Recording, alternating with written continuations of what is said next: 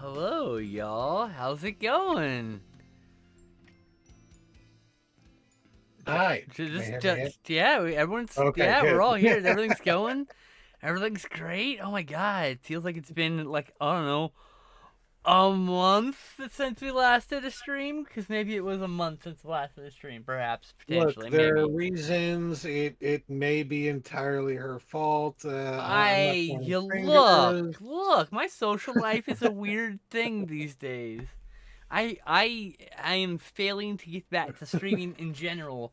I I I have been meaning to stream for days, but it seems things keep conspiring against me, and I am not putting enough weight in and I'm not putting enough seriousness into my streaming, and I need to like back up and get back to it. I'm just trying to get my footing again. Really, it's Anyway, we're here. We're here now. We're streaming. There's like 8 trillion movies we have to talk about. Can you believe we didn't stream? We watched Halloween Ends and we didn't stream since we watched Halloween Ends. What the fuck do you remember about Halloween Ends? I remember all the damn controversy around it, which still God. continues now to this It's day. gonna be one of those movies I think forever will Yeah, be mired in controversy, especially with the hardcore fans who are hardcore fans is to say the weirdo hardcore fans that can't understand that like you just can't do the same goddamn thing over and over and over and over again. I like the idea.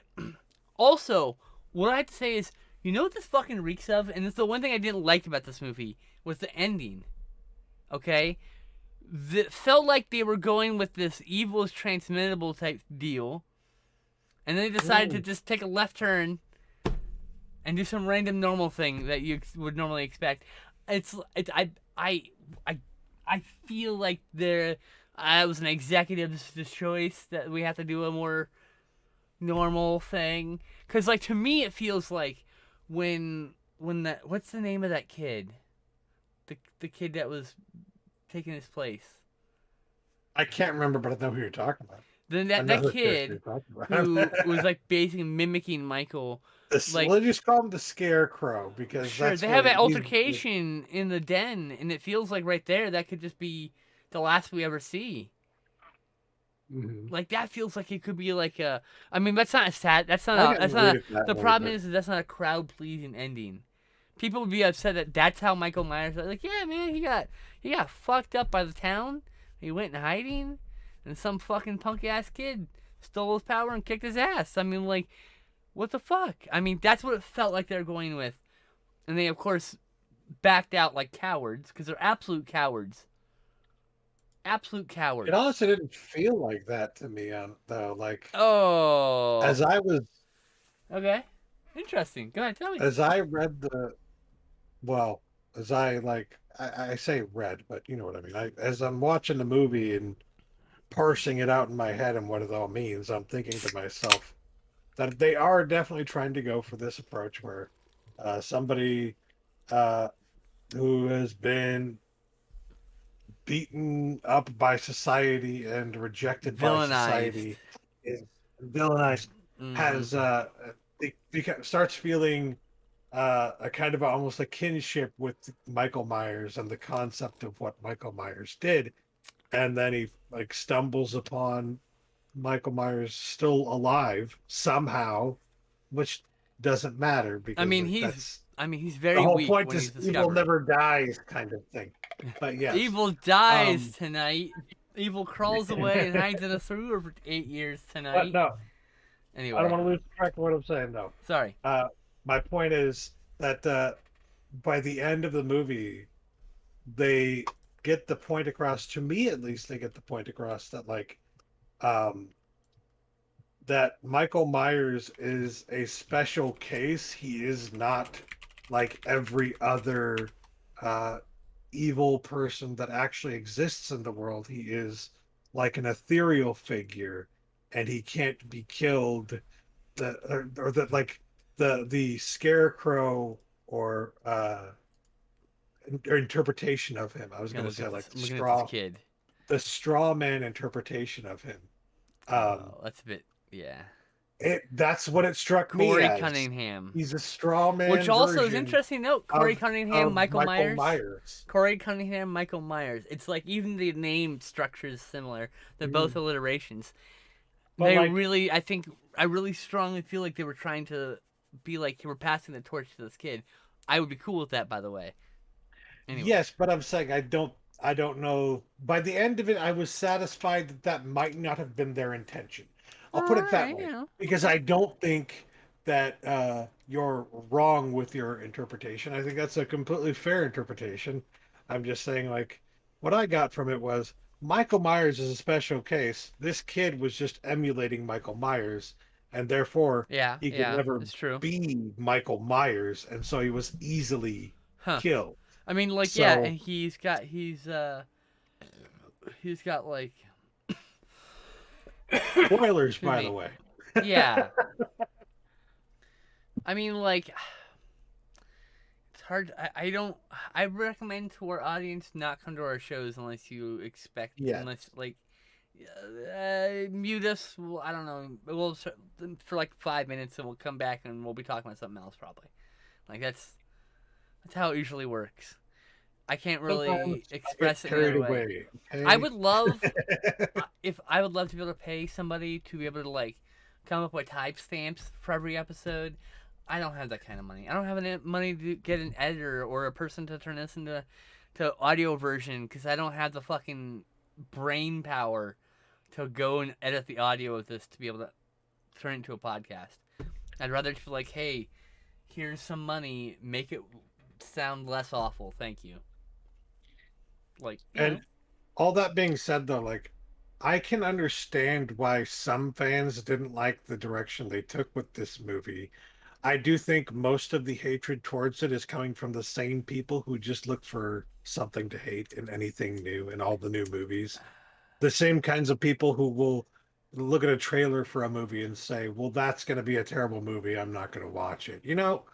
Uh, there have been a lot of toxic people in the film buff community Hey, there's over like the past this. 5 to There's 10 years. So well, look, not to beat a I dead think a fucking lot of horse. people who didn't like this movie or who hated it specifically are those types of people. That's all I'm Not saying. not to beat a dead horse, but you know, Cinema Sins did cultivate this kind of nitpicky attitude Mhm. towards film, and people like Collider and these other like media outlets that do these kind of things. They're not any different. Most, in fact, it's Well, very they're popular. reactionary. It's a very Mhm. popular form of reviewing media. I don't really enjoy it, which is why I never really got into like the what's his face, the critic and all those guys, Linkara, whatever all those people are. Like I don't like all those movie review dudes. Like I never got into any of them, just because that wasn't my style of like reviewing. It's not the well, that's not for me, and that's not saying people shouldn't enjoy those things, but no, most people don't have. I feel like the critical thinking is almost required to engage with movies, which is a shame because it should be a basic skill taught, and that's a whole systematic problem that has to get solved, and that's a whole other conversation. But Not that it needs to like, be required for I watching feel like it movies. does. It's nice for watching movies, but I do think it should be required if you're going to criticize something. There, that's thank Like you. That's a it's better way called of saying it. critical thinking for a I reason, think you should you know? definitely be required to have critical thinking skills to be a critic, Yeah, and I think 100%. many critics do not have the ability to see anything other No, I than the don't. surface.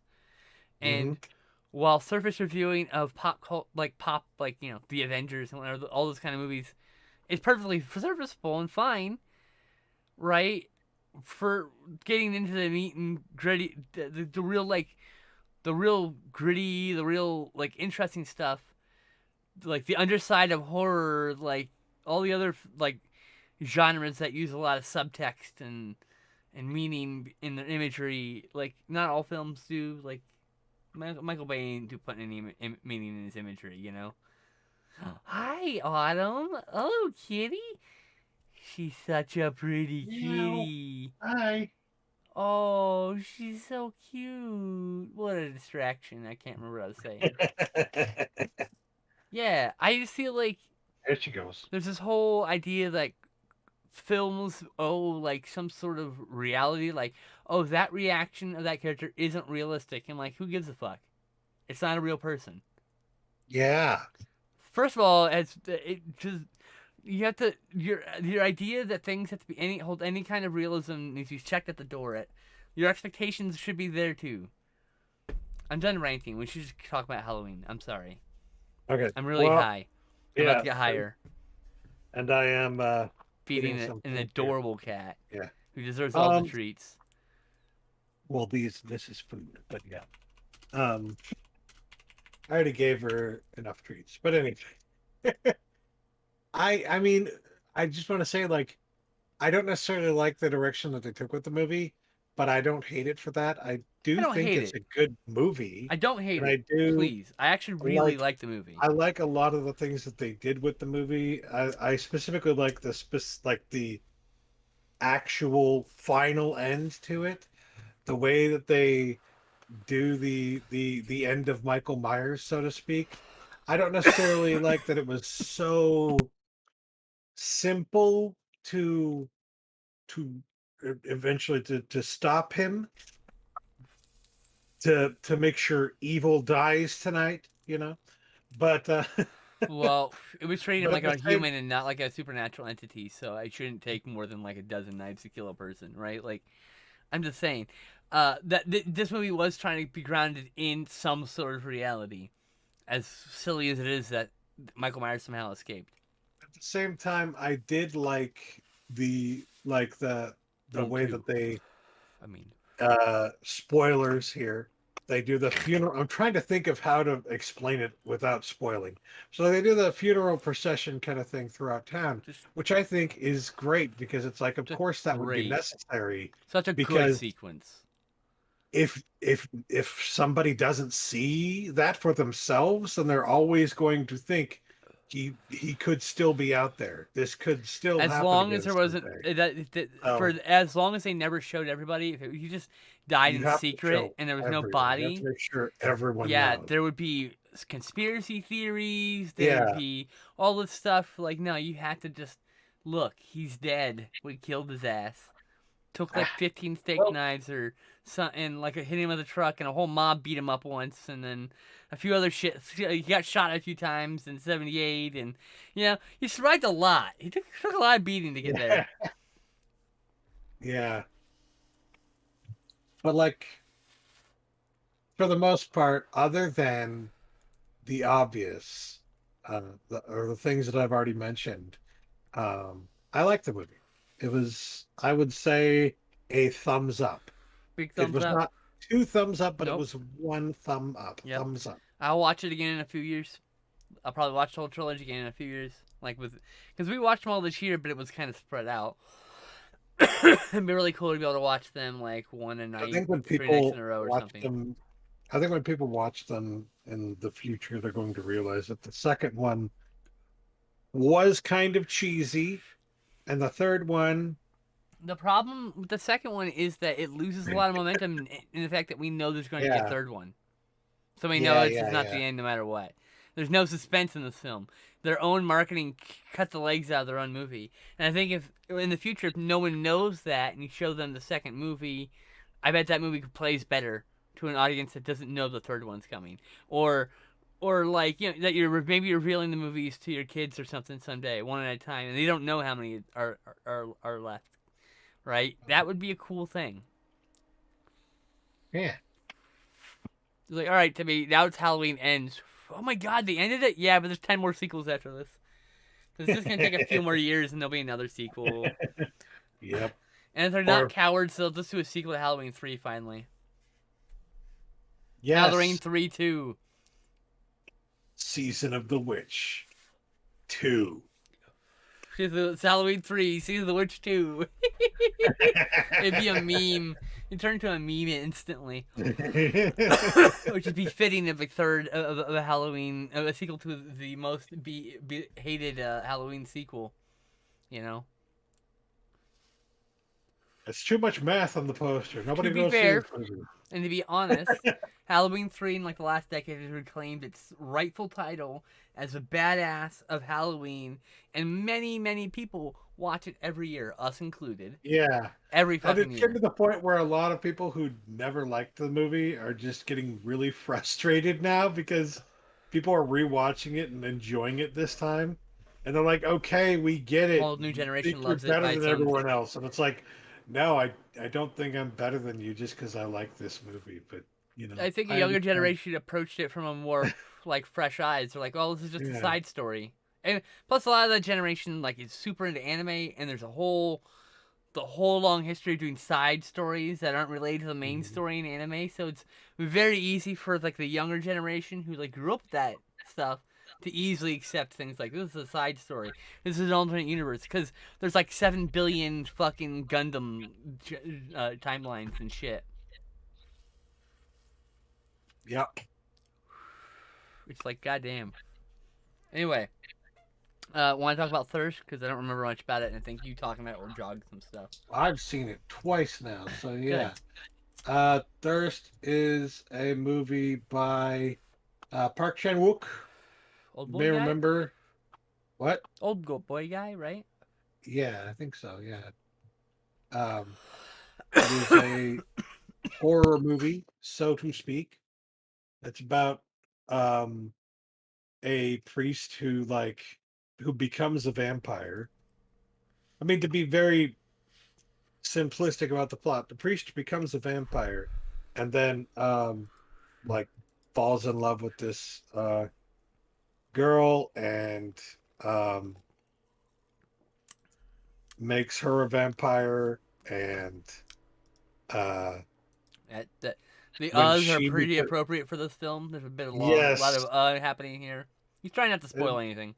yes, when she becomes a vampire, well, she doesn't approach it the way that a priest would. You know what I mean? So, so like it's interesting because there's a bit of like dark plot. Kidding. I need to go let her out. I'll be right back. There's definitely this like juxtaposition of viewpoints of society. I think, you know, like there's the religious conservative view, and then her much more hedonistic view, and like reality. Most people fall in between those two things, right? Most people aren't like fucking nutcases like me who are just like, oh, well, I'll do anything for a fucking thrill. Let's go. Uh, hedonism, good. Anyway, I have a lot. We watched this movie like almost a month ago, so you really liked Halloween Ends. Okay, might have seen first, not sure. Yeah. Like one second. Let me pull up the cast list and jog my memory here. This is oh yeah, Park Chan Wook who did Old Boy, Lady Vengeance, Sympathy for Mr. Vengeance. This is my fourth film of his. By the way, I got to see Lady Vengeance on a in a theater, and it was a fucking mind blowing experience. Like holy fucking shit. That movie is incredible, and it wasn't like so. I watched Old Boy on my in film school. We had a whole film. We had a whole like theater, but it was just like a DVD player because Blu-ray didn't exist yet. We had a projector and curtains and a sound system, and each one of the roommates bought a different part of it so that it was owned by all of us. So we watched Old Boy off a DVD on this thing, and then we went to our film school had a theater. Went to our theater at school and watched Lady Vengeance. And holy shit! In the same day, by the way, I watched Old Boy and Lady Vengeance in the same day. And needless to say, that I was very scarred. I remember that day immensely because those movies are burned in my brain. And then it wasn't like another 8 years before I saw Sympathy for Mr. Vengeance on DVD. Targeting Extreme, I think, released it. Anyway, I don't remember Thirst, so I was stalling by talking about the other movies. Okay. I'm sorry. Uh, okay. So Sorry, chat. the lady that he falls in love with, who he makes a vampire, is in a relationship with a guy who, well, he's living with his mother, and he Yeah. is like, it's like they are attached at the, you know, Yeah, there's no. Yeah. they It's a controlling, the doting mother. extremely, yeah, the whole helicopter syndrome kind of thing. Yep. Um, Helicopter so, parenting is a little bit different, but yeah. well, yeah, I but actually think that's just a dead joint. Shit. they decide they need to get rid of this guy because he is kind of an asshole. I Like mean, yeah. he's He's a piece of shit. yeah. So they decide to get rid of him, and then uh, they come back, and the mother's like becomes almost comatose, like catatonic, because of the news of her son dying. Um, and then there's this whole thing where they basically move in with the catatonic mother into her apartment, and they like paint the apartment white. It becomes like almost a Camera back on. I did. Oh, god damn it. Do I need to No, reload? no, it's probably on my end. There we go. Okay. Discord being a shit. Um. That chat. So fuck. Sorry.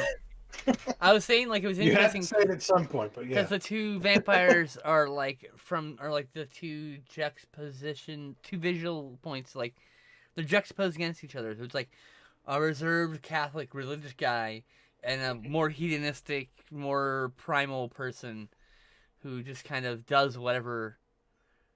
Cause why not? What the fuck? It's got like a very dark gothic sense of humanity Oh to yeah. it, like, but at the same time, there's also like some very dark humor to it as well.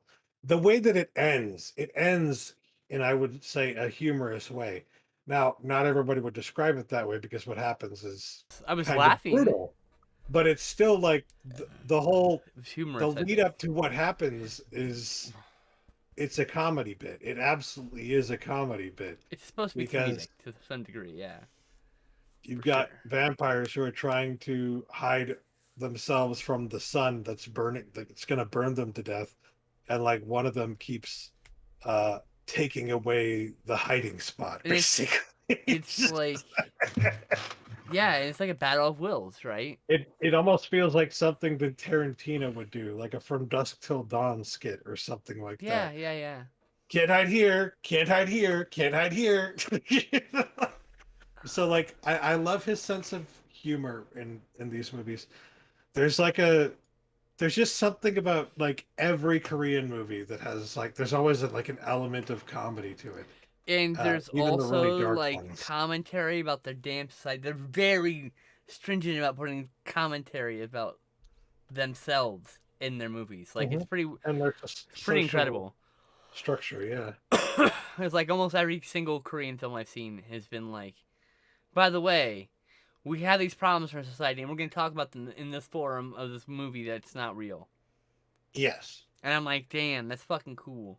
I mean, we do that here too, but it's just like It's you get different. to We do experience have another culture, we, and and then that's and maybe Korea does have films like this that are just vapid entertainment, like Transformers.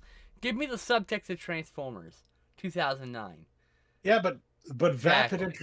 vapid entertainment is our cultural output to the world. Right, but like That's the uniquely American that's the thing that everyone thing. sees of That's our us, culture. We are and then vapid. Yes, right, but then we actually make other movies. That's that's the stuff true. I actually watch. I mean, I But watch some those are pop the culture rare shit too, but like, cases. I mean, Yeah, I I get like. what you're saying though. Like, if there are cases where they have like vapid entertainment coming out of It South doesn't Korea, come to us for then a reason. they're very rare cases. At Unlike least us, where it's doesn't the other way make it around. out to us, and it's the other way around here. Like Yeah. everything, everywhere, all at once is not vapid entertainment. It became a blockbuster. Like it became a huge hit and very popular. But like that feels some really heady shit, and like that's a movie I can't wait to own because I need to watch it like 6 more times. I saw it the one time and I can't stop thinking about it. Especially that one scene. And my favorite part is there are these little scenes that are direct references to other Chinese films. Like the scene where they're talking about in another life, I'd like to just simply like fold close with you that heart wrenching scene is 1000% like I'd never seen a Wong Kar-wai film, but based on just the fucking trailers, I can tell you those are lit like the fucking Wong Kar-wai movies that I always see trailers for that I need to see. Yes, they're on my watch list. It's just there's a lot of movies, but like I immediately pegged that as, oh, that's like a Wong Kar-wai style emotional drama. And guess what? It was the emotional core of the whole fucking movie. That one goddamn scene was so fucking good. That scene lives in my soul. That scene is a piece of me now. Do you understand? Like that is a film. That is a moment in a film, like this pop culture, poppy fun film that contains a nugget of human truth. Mm-hmm. Like Jesus Christ. Holy shit. That's what I love about art, actually. The words that come out of those mouths tell an billion stories of heartbreak. And it's just, holy fucking shit, I love movies. I love movies too, but that strikes me as something that is an element of all art because, like, you can.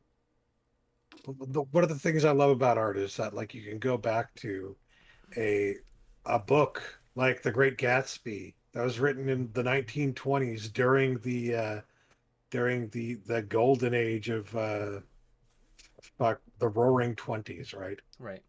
When there were a lot of very wealthy people making money unscrupulously on Wall Street, right? And that's the type of people that book is talking about. And it is not a friendly depiction of those people. Right. It is one that highly, deeply criticizes them and says these people are flawed. These people think far too highly of themselves. They are all brutish, thug-like people. Which interesting. Sorry, I thought you were done. Oh, no. What I like about that is that it gives you a sense of like what people actually thought about that kind of person at that time. Because if you just read the history books, it doesn't give you the full concept of like what things were actually like at the time and what the rest of society thought of those kinds of people at that time. You're not going to find that out by reading a history book necessarily. But if you read this book, you get to see one writer's interpretation of them as awful fucking people. And you know then that there were people who understood these were awful fucking people at that time. Yeah. It's not like how could they have not known that these people were awful? Oh, they knew. They knew. And this is a bit of history in that book that shows you that. Yeah. So it's like a little time capsule that lets you see into the saying, past in ways that a history book wouldn't. I wasn't trying to say other art isn't subtextual. It's just what's interesting to me is it's always been interesting to me. It's like music can make me feel emotions, but nothing like movies do. Like I've never felt emotion reading a book or a comic. I mean, I've cried a little bit because it was sad, but it wasn't like I rarely read a book. I've read maybe one book that I've read and I'm like that's about me. I don't know how, but that little snippet that was for me to find in this life. Whatever you want to rationalize that, there's this piece of this art that I was enjoying, and that one paragraph was about me. Not anyone else in the world. That paragraph is about me. Not the rest of the book. Just the one paragraph. That happened one time. But in movies, that happens all the time. And that's never happened with a song. That's never happened with a comic book. And I love all those kinds of art, right? But, like, movies, whatever reason, that moment in everything, everywhere, all at once, I would, in another life, blah, blah, blah, that moment just, I can close my eyes and see it. I saw the movie once. I have terrible memory issues, but that movie is indelible to me now. Probably forever. Because of that one truth nugget scene that fucking got to the core of things. Anyway, we've rambled way off topic from Thirst. Yeah, but it was a good Two discussion, thumbs up. I think. 2 thumbs up to Thirst. We never gave it a rating. So. It's a very good movie. Holy shit. I love That was a movies. worthwhile discussion, though. That was very I didn't say it wasn't worthwhile. It's yeah. just so we got off topic. I'm like, don't Um, beat yourself up. That was awesome. Bonehill Road is okay. Rest in Pieces is okay. Ernest Scared Stupid. You want to talk about that at all? I mean, I think most people know that we like Ernest Scared Stupid. Fair. Do you want to talk about Exist at all? Uh, Bigfoot movie. Tree through the car. oh, not nah. It's okay. Exist is okay. Is an okay movie. It's a found footage movie. By It's the director a of Blair Witch by the and director Brother of Blair Sanderson. Witch, and it's a a Bigfoot slash Yeti slash Sam Squanch type of Slasher uh, film. Or not slasher, like a monster film. character It's that's found footage, like trying to exactly kill. like Blair Witch in the sense that like it's a camera and things Yeah, happen to the camera person, and it's the last 30 minutes is a I recall pretty. there are at least a few references to the Blair Witch There Age. is, Oh, and like the last third of the movie is kind of relentless. It just kind of goes. You just like it's literally just the camera man fleeing for his life for like 30 minutes while the fucking Sasquatch keeps trying to kill his ass and terrorizing him and stuff. It's actually a good food. I thought it was pretty good. I mean, like, yeah, I gave it like a thumbs up. yeah, a It's single not thumbs up. Yeah, it wasn't like art. I mean, it wasn't like high art. a. It was art. It wasn't high art. It's not like Criterion That's why I was worthy, like, okay, but let's just get this out of it's the a way. movie I'll This is probably gonna be put in not my one of mine. shelf. Yeah. I'll put it on my shelf at some point. It's that kind of. It's good enough to go on my shelf. Hmm. Do you remember anything about Blob '88? Do you want to talk about that at all? We can skip. We can skip if you want. It's fine. I liked Blob 1988. I liked the special effects, The effects are especially. incredible. But The other than effects that, it's like stand up to this day. I mean, I don't want to be derogatory, but it is just the Blob, and I've seen the Blob before. It's just the '80s version of the Blob. It's like a normal. It's a normal single thumbs up, but the special effects are still good. I give it two thumbs up. Like, it's movie. It's a movie that special effects still gross me out. That Yeah. dissolving scene, that one guy, you're just like, ah, it's the worst. Like, what a fucking awful way to go out. Like, holy shit. That's Mhm. like that dude suffered for a whole long time in that fucking ooze. Like, holy shit. What a horrible way to go. From Dusk Till Dawn. Did you want to talk about that at all? Most people know about From Dusk Till Dawn. I say we skip the ones that I'm sure most people are Lair of the familiar White with. Worm? I don't remember much about it, Weird honestly. snake vampires.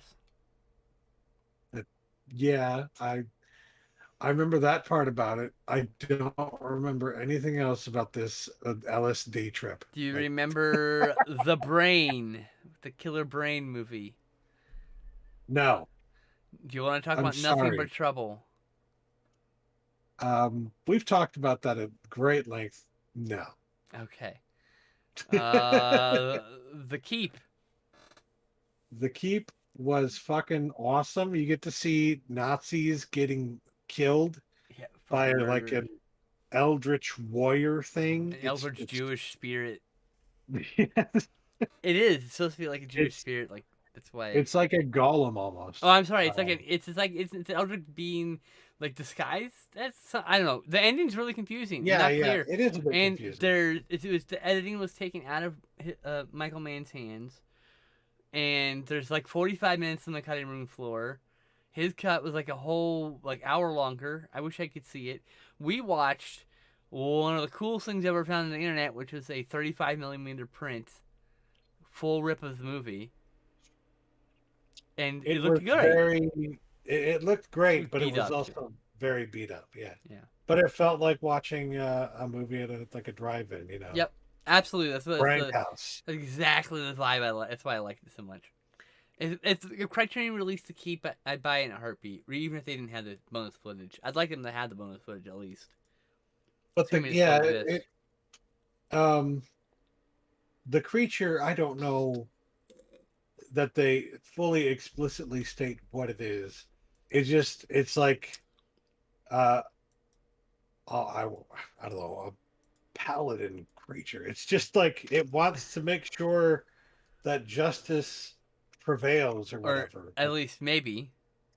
And the whole time you're wondering, okay, but what are the morals of this thing? And it Right. doesn't tell you, so you don't fucking know. And it All you know feels. really is that it's killing Nazis, and that's pretty Do you know what it feels like? It feels like a Star Trek episode. kind Where of they're a like, really we good don't one. know what the justice of these Yeah, people is like. So, like, is justice fair here? Is this a righteous being or is this a hateful being? Because its idea of justice can be different. Like, that feels like a high concept, like Star Trek style story, which is great, by the yeah. way. Which makes it so much different, more different, like, than its kin. As it makes you question, like, okay, Yeah. it makes you understand that that morality is very tied to culture and In and to religion. society. Yeah. Um, Hi, if kitty, you kitty. if you come from this thing Laying came down on was her. an alien that came from another planet, Hi. and its values were based on an Hey. alien society that was absolutely nothing like our own, then its sense of God, morality she would feels incredible. invariably be different from our own. And that is what it makes you question is like what what about the differences between our society and other societies around the Hi, world as well. kitty. I got a kitty in my lap. I gotta let my cat out. My turn to Okay. let the cat out.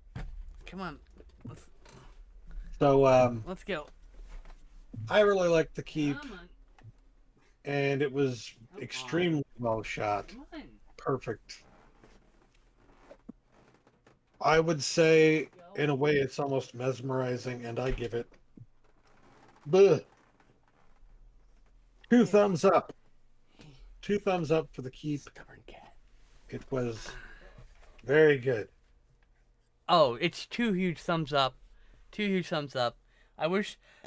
Oh, excuse me. I wish we could get a home video release, but I guess Tangerine Dream never got paid for it, so they refused to like. I should get paid for it. It was great. Yeah, I think they were supposed to be paid like a lot of money, and now because it's because it's so late, I guess there's probably penalties to it, so it probably costs a lot of money. Otherwise, I'm sure like excuse me. Otherwise, I'm sure like Criterion would probably have released it by now because it is a cult favorite, highly rated by a director they already have in the Criterion collection. Thief, in case you're curious, one of my favorite movies of all time. Yeah. One of the best movies ever. You've not seen The Keep in years. Well, I highly recommend going to archive.org and seeing if The Keep is still up there. It's that 35 millimeter print, so you can download that shit and watch it. Justin, do you remember Night Feeder? The shot on video movie we No, watched. All I remember about Night no, I Feeder don't. is the end was fucked up and weird and trippy. The last 15 minutes is worth seeing.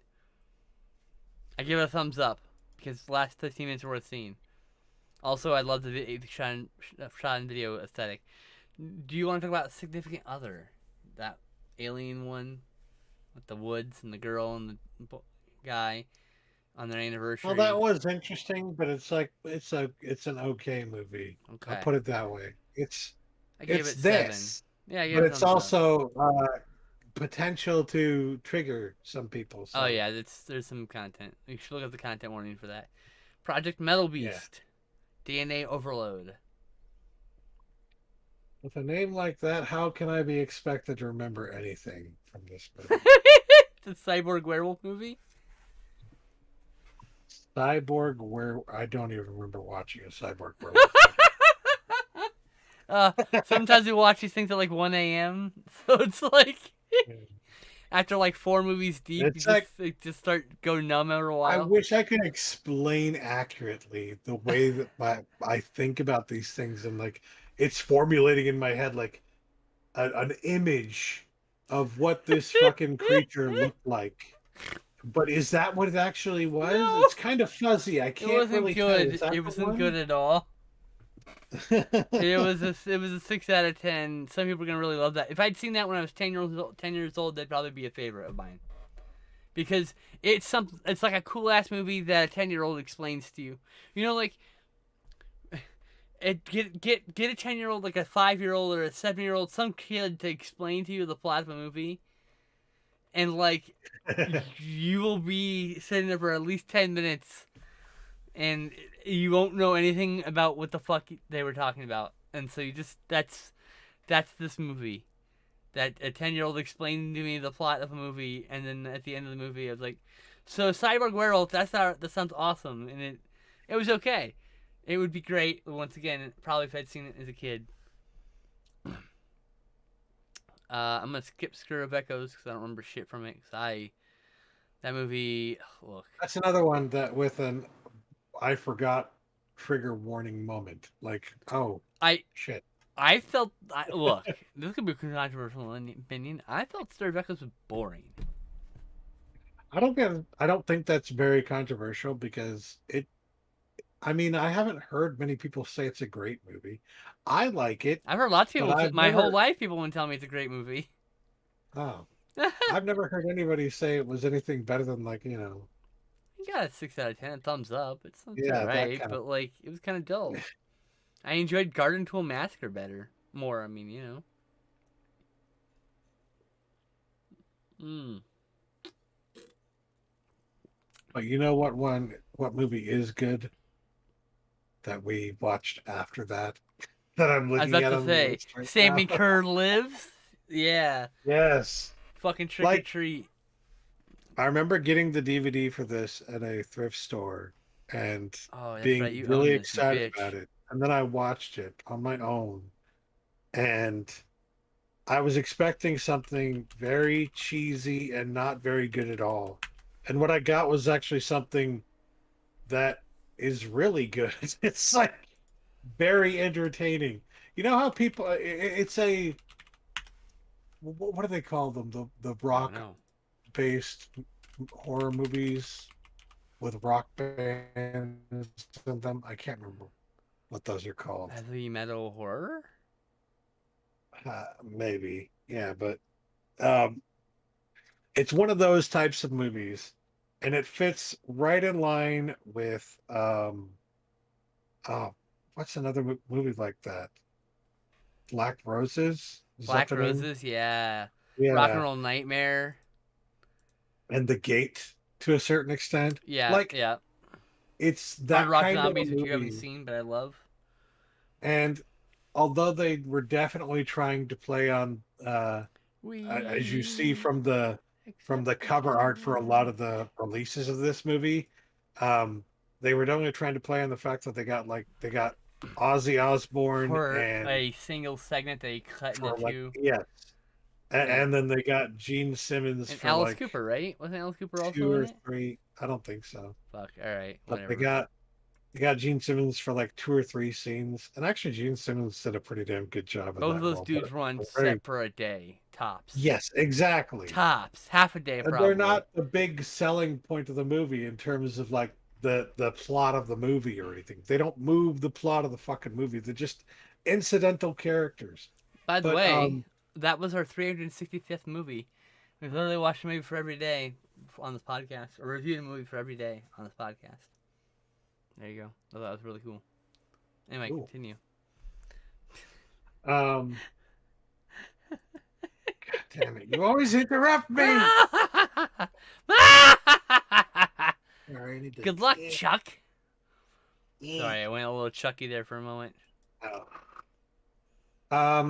Trick or Treat is a very good movie. That's all I have to say. Trick or Treat was great. 2 thumbs up. Halloween classic. We'll watch probably every other Halloween. I really want to sell it to people because they don't. You hear that and you're like, I've heard that before about this kind of movie. Like, no. You need to understand. There's like a fucking moment where the spirit of Sammy Carr turns into what? Sammy Kerr. Kerr. Sorry. I got confused because he actually does turn into a car at one point. He controls a car.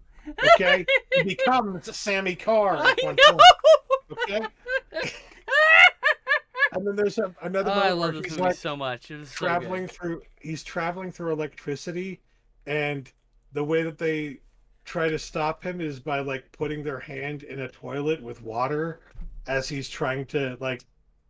So like he literally, oh, they like flush the spirit of Sammy That's Kerr. what we call a It's brain melter. We watch this movie late in the night, and you're like, it's the "It's this. goofiest shit, but This is it's a so movie." much fun. So we're gonna do a movie marathon. I was gonna do it next month, but I changed it. We're doing it in January, just because my month next Okay, month is a little crazy. well it is So December. yeah. So in January we're doing a movie marathon in the Secret Cinema Discord, a Discord I started for watching movies with basically anybody I deem worthy to join. Basically, listeners and fans who I'm okay with. Basically anybody, and the people I don't like, I'll just kick. That's basically what'll happen. You know, you get to message me on a social media platform to ask for an invite, and I may or may not send you an invite because it depends on the platform how long it takes me to reply to. But yeah, we're doing a movie marathon, and it's gonna be like 6 p.m. to 6 a.m. all night from dusk till dawn, and that's a movie I'd put on at 1 a.m. Some people are asleep. They're gonna wake up and be like, "What the fuck is this movie?" And some people are trying to drift, and they're gonna see like, they're gonna be like, "Whoa, what is this?" And they're gonna like try to fight to stay awake, and they'll fall asleep, and they're gonna wake up halfway into the next movie and be completely confused. But they're gonna remember this fucking movie. This is a brain melter because it's so fucking wild and random and what? It's so good. It's so good though. So hopefully we've done a better job of explaining it to you. I don't think I hope I why you sold this definitely shit need to to you. see this. But yeah, we're Yeah. doing a move. We're doing a movie Discord thing. We watch movies. You can come watch the movies basically with us. Is the idea. You know how we watch and talk about these movies? All these are watching the basically every movie since the beginning of October has been watched in the Secret Cinema Discord because that's where me and Justin watch the movies now. Yeah. That's where I watch a lot of movies from my other friends too, just because it's easier. So yeah, you should endeavor to join us to watch movies if you're cool and I like you. Most people. Yeah. Most people I'll probably invite. And I'm like, yeah, you know, you seem cool. There's a few motherfuckers who ain't getting in the front door. Yeah. So, Sammy Kerr lives. That's all I gotta say. I love that movie. 2 thumbs up. Do you remember the Funhouse at all? Tobe Hooper film. I remember liking it a lot. The weird I mean, mutated freak I guy like who almost like everything Toby Hooper does, kills and the hooker who's also the medium or whatever, and then yeah, the kids are yeah, I hiding in remember. a fun house. It actually, Yeah, it's interesting seeing that and I see it comparing it set in up. some ways to the Texas Chainsaw Massacre. You know, like Well, that's the thing is like a lot of those same themes. I have an essay that was gonna go up in Geeky at one point, but then Geeky exploded. We stopped kind of using Geeky, and I didn't have any place to do it, so I stopped working on it. But I was talking about Texas Chainsaw Massacre, Chainsaw Massacre 2, Eaten Alive, Funhouse, and like how all these movies deal with like these weird non-standard families. Like they're not the nuclear families, but they can undeniably they are families. And so it's interesting. And I was looking all over, read so much about Tobe Hooper, and I couldn't find any evidence that like maybe he had like a tumultuous home life or something, right? Because that's what that would be indicative of. He had a bad home life, so he put all these weird home life things into his movie. But it's just some weird fascination he had instead. Well, it could be So that he knew people who had a bad home that's life. You know, that's like- true. It could be from observations of people around him. You're right. Other Yeah. things people have been through that he knows, or maybe things he read. You know, like that's true. Because there are a lot of elements But to the. It's an the stuff that interesting yeah. through thread on Tobe Hooper's films. Through line on Tobe Hooper's films is these non-standard families, these unnuclear families, if you will. Yeah, because you don't see those in movies. You don't see those on television. So I'm sure he wanted to. Yeah. He's like, we need to give people a more realistic, maybe not Like- entirely realistic interpretation, expectation of what you can expect The of the American family. the You know? parents in Invaders from Mars are like arguing at the beginning and like sound like they're probably gonna have a fucking breakup. There is an argument to be made that the family in Poltergeist is a little not all together because they're smoking pot while their kids asleep in the other room. And me, I don't think that's a big deal. I'm just saying, like, that's what Well, that these are I do think, 1982 sensibilities. yeah, That's to be clear. Poltergeist is a different kind of horror movie, I think, because they're Yeah, trying to aim it at a more of a family audience. So, but he puts a little but bit of Toby Hooper in there. even Yeah, then, he's like, that fucking this is skeleton. what Americans are really like, and it's true. Now It's true. I don't know if that posits true for Salem's Lot or like Life Force, right? And I haven't seen The Mangler in a really long time, and I haven't seen The Toolbox Murderer, and there's not really any family dialogue or any family subtext in Spontaneous Combustion, which is a great fucking movie. It's one of Toby Hooper's most underrated films. Brad Dourif is a guy who's trying not to fucking combust. Is great. It's so good. It's a melt movie also. It's not Ah, streaming anywhere. Otherwise, we probably would have watched it after Funhouse because I love that movie so much. Anyway, I digress. The Funhouse is a great slasher. 2 thumbs yes, up. It's literally an 8 out of 10. Like, it's so good. One of the best slashers, period. yes. Period. Yeah. Zombieland Double Tap. I don't have a lot to say about this. It was alright. It was actually way better than I was expecting it to be because I was expecting this is a fucking major Hollywood horror movie. Like it's you know, Hmm. a Hollywood style of horror movie, right? So Weak. there's weak, yes, weak. So it's a sequel to a movie that already has certain weaknesses. Although Yeah, it's the alright. original movie there are great elements to it, and what I would say is there are great elements to Zombieland Double Tap as well. I agree. Um, I I didn't think hate it's it. way too all over the place. Like there's way too much going on in this movie, There's no but focus. at the It's, same time, yeah. there were elements that I really loved. The fucking the um any sequence with the monster truck just made me happy That because I monster like truck sequence, monster that whole trucks. segment was great. You know, That was great. yeah, When they meet up with the people who are exactly like them and they're comparing rules, that was great. That was really good. yeah. Like there's some really great moments, and they mentioned Bill Murray and they mentioned all these other things, and yeah, there's like some really great moments, but it's there's no focus to that movie. Like the reason for being on the road trip changes, in fact, and it's just like I I don't know. There was just I gave it a thumbs up. I liked it, but like I don't really have anything to say about it because I don't think it was bad at all.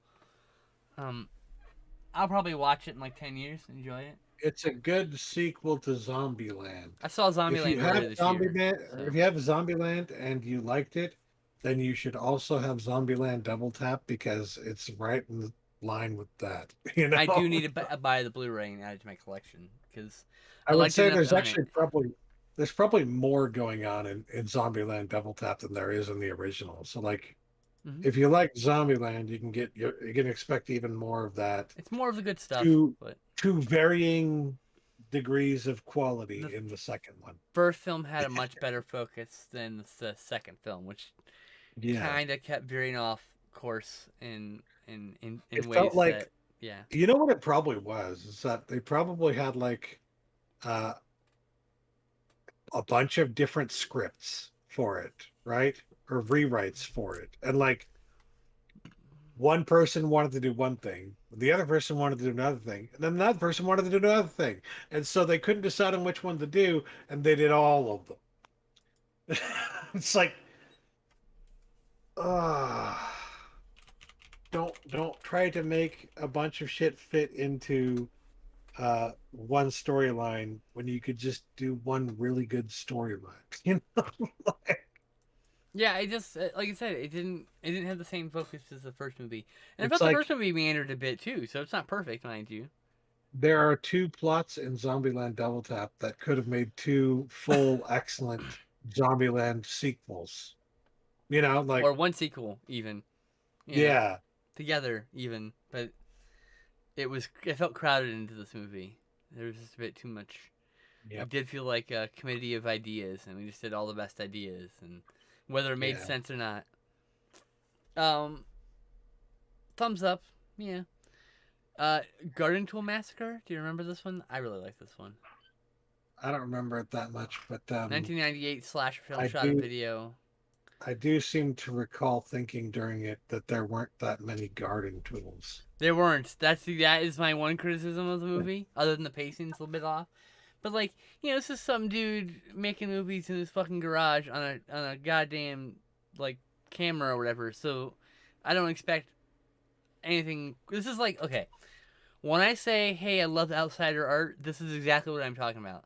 Nobody who worked on this film had any goddamn training, and it shows, and yet it still somehow entertained me. Thumbs up. That's that's good art.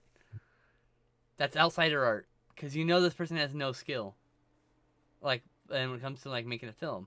And I mean that not in an insulting way, but I mean like it's obvious when you see someone who's unskilled, the way they choose a shot, how they go about moving the camera, how they pace the scene, there's a lot of things when you see someone who's not skilled at these things doing these things. When you've seen enough movies, you start recognizing those things. Anyway, Garden Tool Massacre, I gave it a thumbs up. I don't think it's gonna be everyone's cup of tea. Yeah. Balawis, do you remember that one? The Filipino Punisher film? No recollection of this Nope. movie. I'm probably gonna run this again during the marathon. There's a good chance because I want to put this on again at like 3 a.m. when no one's gonna be awake. Someone's gonna be so confused and wake up and it's like a weird Tremors monster. Like, why the hell is there a shrieker in this movie? American Scream. No recollection of this. That's the one with the haunted houses. The people who make haunted houses in their yards. Oh yeah, okay, that one. We watched that really before. good. I'm pretty sure. I watched it before for No, sure. I haven't. No. Yeah, I definitely saw it before. But it was very good. It was perfect for right before Halloween because it's a documentary about all these people who are making haunted houses, like in their own house, the traditional way, the way that they have done in this country for a century now. Probably since the close to a 70s. century. Like 60s and 70s is probably when that started happening. I would not be surprised if it started happening much earlier. Yeah, But probably no. very, very rarely, I imagine. I don't know. But this is very much like American movie, but about haunted houses. People make haunted houses instead of people make movies. It's got that vibe of like raw. These are just some people who just love this thing. No, some of them aren't good at it. There's a particular guy and his dad who are not good at it, but I fucking love their haunted house better than the guy who is good at it because they're trying so hard. They're trying so fucking hard. And that all they want is to make people happy, and Yeah. they do that. It's And like, almost everybody in this is pretty likable, I have to say. yeah. So, yeah, it's a good one because, you know, especially if you're like us and you remember going to places like this when you were a kid. You know what I mean? Yeah, Like, know what I mean? you ever been in a haunted house like this where it's like essentially you're just eventually going into somebody's house or into their backyard or something? Last time I went to a But haunted it's like, house was in yeah, film school before I had to use a cane.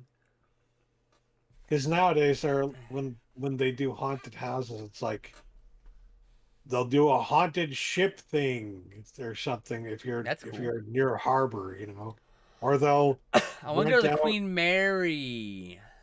Oh, They do. that closed down now, though. What? I think they Why? closed it down because of COVID, because they weren't making any money during COVID, and so they Ugh, couldn't afford it. that's heartbreaking. Cause Yeah. I never got to go to the Queen Mary. They had a fucking vampire conclave there, and I never got to go. I was so bummed. What's funny is like, I grew up in that area, right? So I would easily be able to go when I lived in California. But then the year I lived in Austin and started getting into the vampire LARP is the year they had the fucking conclave in fucking California. I was like, are you fucking shitting me? Are you fucking? I just came from there. This is not fair. Bullshit. Bullshit. I really want. I miss LARPing so much. But no, yeah, yeah. Sidetracked. American Yeah, they Scream is really fucking good. Uh, you get maybe a slice of life for these three different um haunted house connoisseurs, people who just love Halloween as much as I do. I think if I had gone down the path of like wife and kids and all that, I probably would have been one of these people making haunted houses in their yards as my way of expressing my love for Halloween. You know, I can see that. As it is, I don't have the luxury of a place to build such things, much less anyone who would come by. Because, I live in a very, very, very small town. We don't get any trick or treaters, even when we leave our lights on. So, nobody trick or treats here. It's too rural. They are there go, any they, kids there at all? Anyways, like they go drive. They drive to the bigger town, one of the bigger towns nearby, 20 minutes away. makes Trick or sense. treat Yeah. there, because there's actually like more than 10 houses. you know, we're a very small town. I stress this. We have no stoplight. All right, so I say American Scream is an essential viewing if you love haunted houses. Just because while you don't see the professional end of it, there are some good documentaries about scream actors, and some of which we need to watch because I've been scare actors, excuse me, because I'm interested in that stuff. I have been for a while.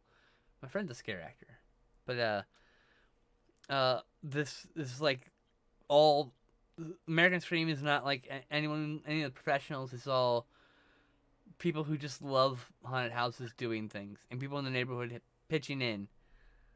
And that's it. That's it. The friends and family pitch in this movie, and it's the beautiful earnestness that I can't get over. And probably yeah, it's just something I need to get it. I need to own it. It's one of those movies. Uh, Next up is Elvira's Haunted Hills. Boob jokes, boob jokes. God, I love this movie. This is so much fun. It was a very fun movie. We watched the Joe Bob version. Yeah, I'd never seen this before. For this year's Halloween, Joe Bob did Elvira's Haunted Hills, and he actually had Cassandra on. Sandra Peters. Yeah, Cassandra Peterson on to do an interview, and it was an interesting interview. But my favorite part of the interview was just seeing Darcy, the mail girl, just like nervous as fuck, sitting right next to somebody she Never seen loved. Darcy so The nervous. doors, you know. I've been mutuals with her for a long time. But yes, the movie itself, I'd never seen it either. It was my first time, and I've met her a few times at horror conventions. It's been a while it though. it was actually a really good movie. It was very funny, very entertaining. The best character is like a bohunk guy Don't who, don't go into seriously. Like yeah, this is such a silly fucking movie. Oh my god, it's got some a, delight. Sorry, it's a bohunk. love letter What the fuck's a to. bohunk? Explain what a bohunk is for the kids. Well, can I explain the plot first? Nope, you gotta pause the plot to explain what a bohunk is. Uh, just to like somebody like what's his face, Fabio like character, a And Fabio what did as Fabio do character. for a living? Fabio was a model, a very buff, Prolific. burly, prolific model who did a lot of uh, uh, photo shoots for romance novels, Thank stuff you. The like kids don't know who the fuck Fabio is either, so I'm like, you have to explain who Fabio is now. Anyway, synopsis. Fabio guy. Well, that's I got ahead of myself with that. All right. The I want to say that it's a love letter to all like those Corman movies, the Edgar Allan Poe, The Poe cycle. uh, Yeah. the Poe cycle Pit of and the Corman Pendulum, movies. Yeah. especially. And so if you like anything like that, if you and like think about all the fucking like the Looney Tunes cartoons that have been made based on based around those classic Universal monsters and based around even at a later point based around the those Corman movies, right? Uh, so they've got like the haunted house on the hill. There's a, you know, Haunted Hill. there's a weird, eccentric, rich person living there. Are they a vampire? Are they not a vampire? Are they in any way mystic at all? Is I there think they even used the anything Corman Castle too for the exterior, if I'm not mistaken, or they at least went they get a to? facsimile of it. Well, they went to Romania, I think, for this actually, which was interesting because usually a movie with a budget like this would not go to Romania to do the filming. But Not in this era, at least. About 10 years later, it would, for but budget reasons. But it was very very funny and very good. And yeah, my favorite character is the Bohunk character that they put in there specifically just to be like a cute, buff, burly looking guy who Elvira can like pine after, you know. And it's very so many telling boob that they do jokes. that intentionally because they literally have like a voiceover. They have Rob Paulson did the voice of this guy, and he's the voiceover for the guy. And you know, it's one of those where the guy's lips are moving, and the what he's saying isn't matching his lips. And even Elvira in the movie points out, she looks to the screen, she's like, I don't know either. Like, how is this It's a reference to the Italian films going on where who here? don't use that didn't use sync sound because it costs too Or much. no, So, that's right. She says, how does he do that? Like, yeah. So yeah, but yeah, because sync sound was expensive, so cheap Italian there cinema at the time could not afford it. So there are they did so many recording cheap afterwards. one-liners in this movie, and they're all that like combined, they're all brilliant and It's a boob hilarious and joke every funny. fucking minute in this movie. I Yeah, swear. there are visual boob jokes. There are There visual are boobs. There are signs that are boob jokes. There are pictures that are boob jokes. There are boobs that are boob jokes. Mhm. It's pretty hilarious how many boob jokes they got in this 86-minute movie. I Yes. don't know if it's actually 86 minutes. It just shows a fucking number. It was pretty short. Like it's actually a lot of fun. You might be thinking, would it be too cheesy for me? And I would say I hope. no. I hope I so. think I think this is the kind of movie that literally anybody could get behind. Yeah. Anyone of a certain age, perhaps, because like 2001. Actually, this was when actually going to Romania was cheap. I thought this was the 90s. it really does feel almost like a classic horror movie, a classic spoof on a horror movie. I guess is what I would Richard say. O'Brien's here. That's right. There's like if you liked Young Frankenstein, you'll love this. It's exactly that kind of movie. It's playing on all of these classic tropes of these classic horror movies in much the same way, being a parody of those movies. The Horizontal Hills. The name itself Wow. is a boob joke. So, Hmm. Yeah, um, I would say. Oh, it doesn't. It's not a sequel, by the way, to the Elvira, Mistress of the Dark. It's its own movie. So you don't need to have seen the other movie to get this one. I don't even think there's a single reference to the other movie. I think it's a completely different production company, so I don't think they could. But yeah. I gave this movie 2 huge enthusiastic thumbs up because it's gonna be a new Halloween favorite. I need to go get that Scream Factory Blu-ray ASAP. it's a very good movie. Yes, I would also like that. Two thumbs up. Um, do you remember VHS at all? The one where Not enough to talk about it. that one where the kid's recording over his parents' like marriage tape with like random things for like a whole week. It's an interesting movie. It's a It is an comedy. interesting movie. Shot in analog video formats too. The way that the story unfolds is very interesting. Yes, because it's not really like any other movie, even of its It's a ilk. found But footage film, but by the literal sense of the previous version of found footage where you would find a tape at the thrift store, plop in your VHS, and see like someone's wedding video. That's what found footage used to mean. The found footage horror genre is the idea of finding that VHS of someone's wedding video, and it's cursed. You know what I mean? And this is like finding that VHS, but it's just this random moment in those people's lives, plus some random shows and random bits. It's really genuinely funny too. I was actually quite pleased with the movie. It tells a story, and it's a unique way of telling that story. And I just like I don't even think we've done a great job of explaining I can't possibly. that. It's very hard to. The It's just like format is so interestingly indifferent than most films of its ilk. I hate using the word ilk. it's like between the original thing that's happening on this tape where it starts out with the wedding footage. You go from there to the other footage that was recorded over it, and the footage that was recorded over it is also part of the same story. It's telling a different from a different perspective of that kind of thing. So it's a linear story told throughout this this movie. In all in fashion. Yeah, Kind of weird. it's Kind of it's good. unique, and based on that, I do recommend checking it out. Thumbs up. Not two thumbs up.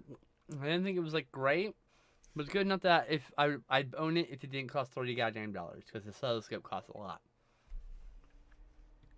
I love the approach to take with that, with telling the story in the yeah. Yes, It's very good. unique. Um, Weird. The Al Yankovic story.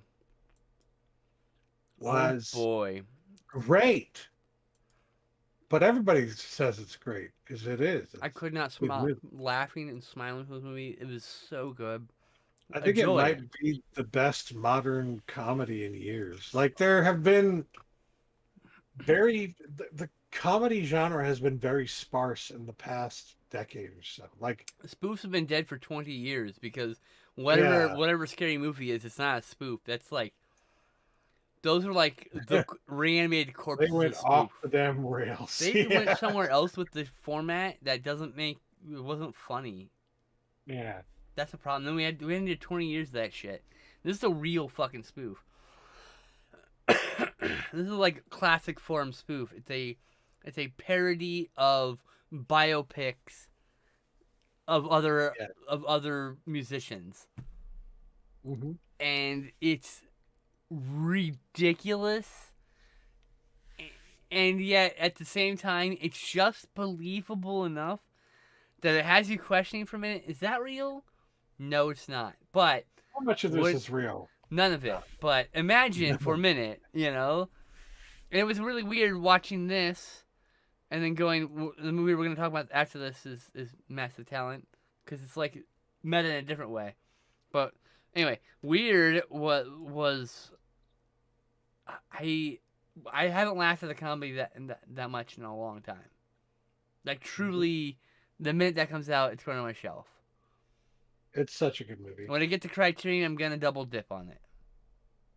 I'm so glad to see Weird Al getting a movie like this Right? and having the opportunity to be in the movie at one point. That was Mm. cool. Why'd you have to say that? It's technically Like a I was spoiler, but that's right. wondering Oh if he well. would be there, and he Someone was. spoiled that for me before the movie, and I was like, God damn it! I wish I'd just seen that because that scene is an awesome scene. But that movie, God, they're just there's like so many cliches, and yet it's so well written. It pays to know And his actual history too. It very it, much pays to know that. yeah, there's nothing like it's nothing like his real life thing. Like his dad's like this angry, bitter guy, and like his real life dad's apparently very supportive and completely Yeah, opposite. It's just interesting because like literally, there's a moment in the movie I'm like, I gotta go. I gotta go. Is there anything that's true in this? No, absolutely none of this is true. I gave this like two giant, huge thumbs up. It's a new favorite. It's gonna get watched a lot. I'll probably watch it again as soon as I get the Blu-ray.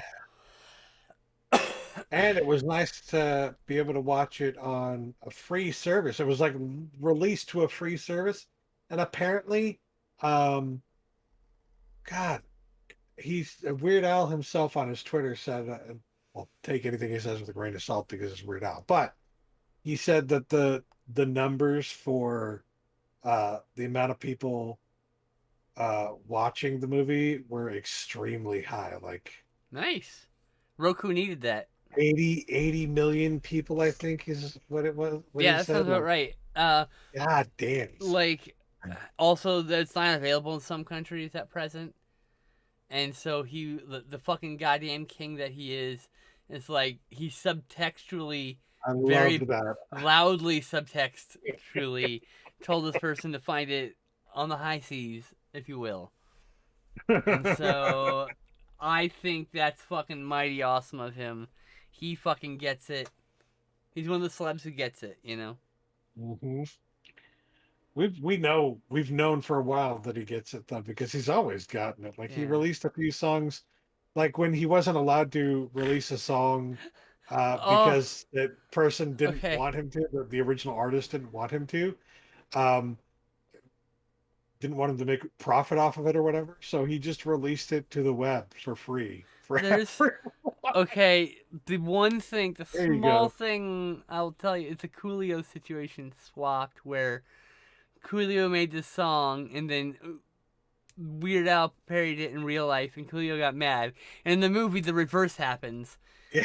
Coolio makes a parody of the Weird Al song, and I'm like, and it's so good. It's such a, it's like two fucking, it's like 2 minutes of film, but like, that's such a good moment. Like I love that. That was probably my favorite sequence. Like 3 scenes in the entire movie.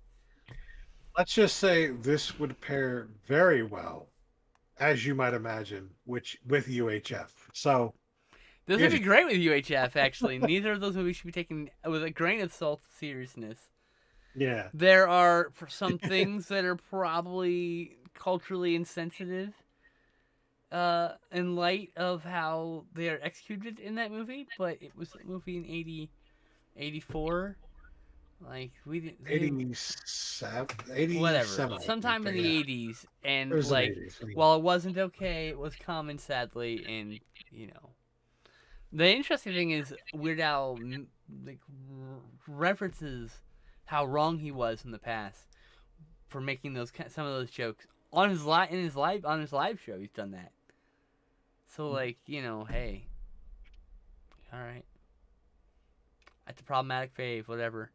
It's not even that problematic. It's just like 2 or 3 scenes and it's like a little awkward. But otherwise, the rest of Yep. that movie lives like Spatula City. Spatula City lives in my brain forever, City. forever and ever. It lives in my brain. Sometimes I'll just randomly think back to, don't you know the Dewey Decimal System? Oh God, love that Hold on to fucking my movie. berry. Next was Blood Match, or I call Button Matcher the movie. You don't need to know anything about this movie other than every fight scene. This was a movie that was shot in 5 days with leftover film stock and a leftover location and actors that were played or characters that were and actors who were available that were also martial artists. They did it the drive-in way, but it wasn't a drive-in. Yeah, and then the fight scene, since there's no fight choreography, is literally when you're playing the game with your friend and he's down to 2% health and he just starts spamming the fucking button. He's just like low kick, low kick, low kick, block electricity over and over again. And he cheeses it. That's what this movie. Every fight scene is punch, punch, punch, punch, punch, punch, punch, punch, punch, Right-handed punch, kick, right-handed punch, kick. right-handed punch, Yeah, yeah. right-handed punch, Like right-handed this. punch, Exactly like right-handed this. Punch, punch, punch, punch, punch, punch, kick. I win. Not even making this shit up. Not making this shit up. And I can't somehow, recommend this movie. even though it's not a very long movie, it feels like the Oh longest my movie ever God. made. It It's just like, moves at a glacial pace. is Just it 86 minutes? It's 86 minutes. I fucking nailed it. it feels And like it it's 4 hours feels three long. hours It's long. It feels oh, so long. It feels so long. and the Like, acting, because they weren't like ah, real actors, is I think honestly that might be one of the saving graces of it, is that like some of the actors were actually pretty good despite not being traditionally being actors. right. And then I agree. and then others were so spectacularly bad at it that it was funny. You know, like their cadence What's that character's name? Oh of yeah, speaking Brick was just Bardo. awful.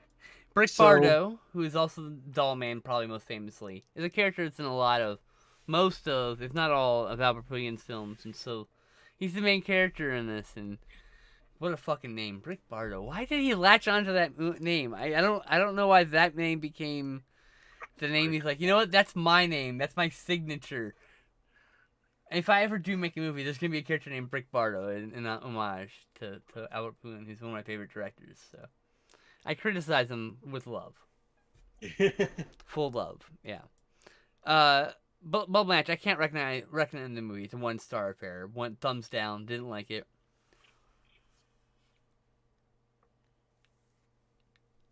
not worth it to sit through just to see the few funny moments that are not supposed to be funny.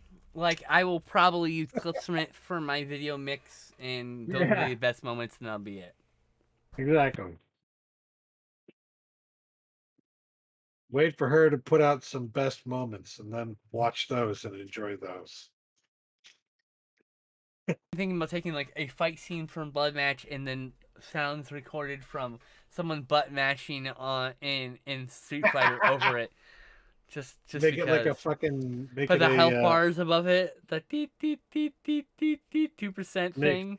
make it a an alert for your stream. Oh no, I'm talking about. I'm doing a video mix. I'm starting to do that Oh, stuff okay. again. So like, Cool. I was because like I'll just put it up on archive.org. I have a place I can finally put it. You know, where I can at least put my art and someone can at least see it. Probably no one will see it because there's 8 billion videos up there every day or some shit. It's a very popular site, but Lately, I can't stop thinking about wanting to do guerrilla artwork. So I get that. I I don't. keep thinking of like, oh, I would love to do this, but I Yeah, can't do this because it, it it would use a lot of copyrighted music. Wait, I don't fucking care. I I don't should do it care. anyway. There's SoundCloud. There's for music. For like if you're doing some music type thing, there's SoundCloud. There's archive.org. You can just put that shit up on Mhm. Bandcamp until someone sends you a cease and desist. I mean, I'm not. I don't want to make. I want. I don't want to do it to make money. I just like, wow, these are I great mean, you fucking can put it ideas up I have as in pay my what you head. want, and people can just take it for free if you want, or they can give you $1 or whatever. Yeah. I usually my usual pay what you want price is $5, or $5 for 10 songs or less. More songs, more bucks. Just you know. Except for that one person who had like 37 songs that were all a minute long. Like I still give that guy $5. I'm sorry. The album was still like 45 minutes long.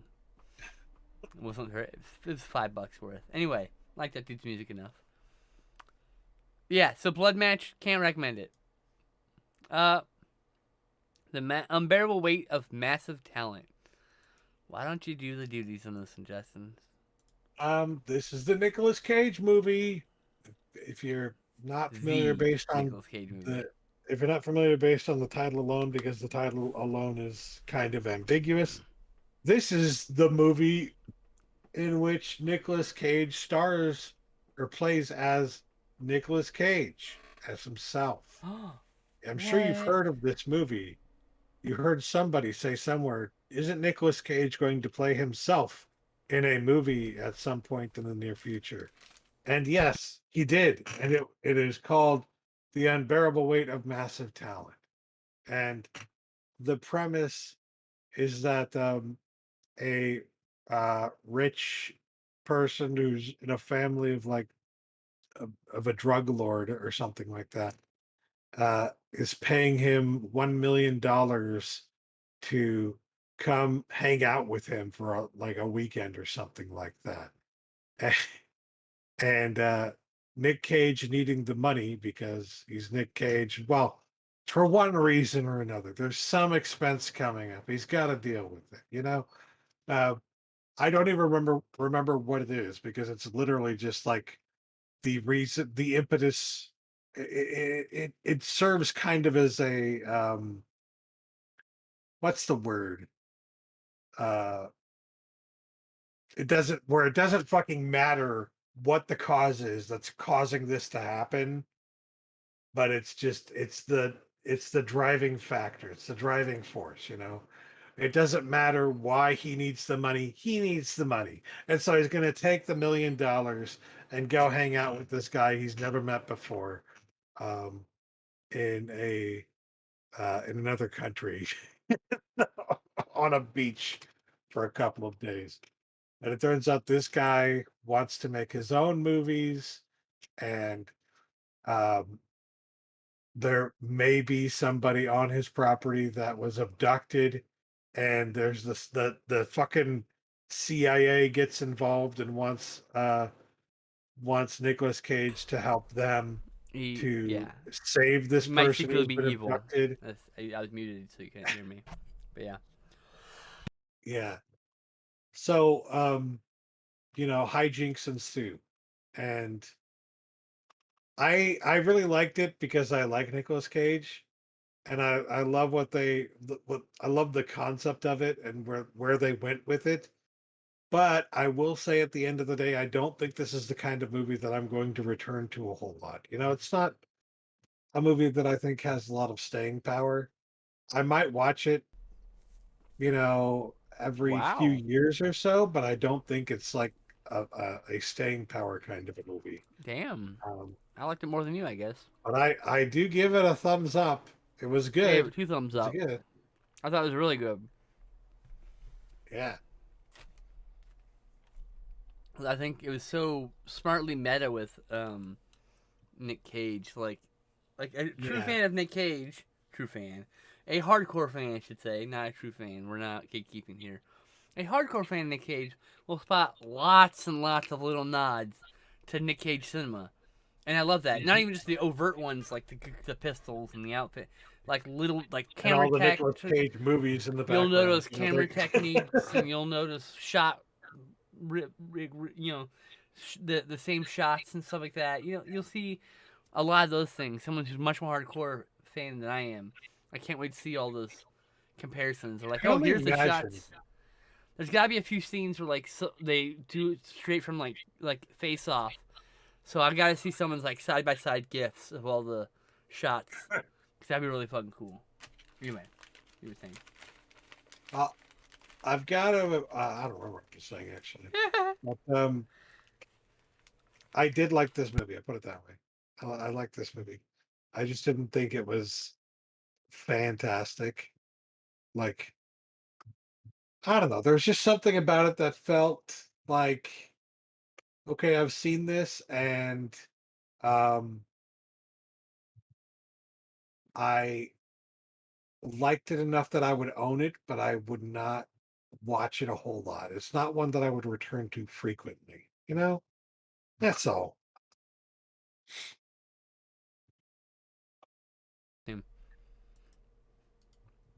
I rather enjoyed it. I thought it was absolutely hilarious.